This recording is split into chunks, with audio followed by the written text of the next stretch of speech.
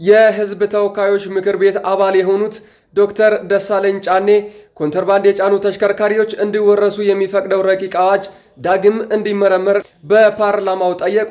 ከዚህ ቀደም የኮንትሮባንድ ዕቃ የጫኑ ተሽከርካሪዎች እስከ 100 ሺህ ብር በሚደርስ የገንዘብ ቅጣት ተቀጥተው ለባለቤቶቻቸው ይመለሱ የነበረ ቢሆንም አሁን ለፓርላማው የቀረበው አዲስ የማሻሻያ አዋጅ ግን ተሽከርካሪው ሙሉ በሙሉ በመንግስት እንዲወረስ የሚደነግግ በመሆኑ ዶክተር ደሳለኝ ይህንን ድንጋጌ በመቃወም ባለሀብቱ ተሽከርካሪ ገዝቶ ለሹፌር የሚያስረክብ በመሆኑና ሹፌሩን በዝርዝር የሚቆጣጠርበት በቂ መንገድ ባለመኖሩ የባለሀብቱን ንብረት መውረስ ፍትሃዊነት የጎደለው መሆኑን ገልጸዋል። እንዲህ አይነቱ ጠንካራ ሕግ ባለሀብቶች ከዘርፉ እንዲሸሹና የሀገሪቱ የንግድ እንቅስቃሴም እንዲቀዛቀዝ ሊያደርግ እንደሚችል ያሳሰቡት ዶክተር ደሳለኝ ንብረት መውረስ በኢንቨስትመንት ላይ ከፍተኛ ስጋት ይፈጥራል ሲሉም ተከራክረዋል።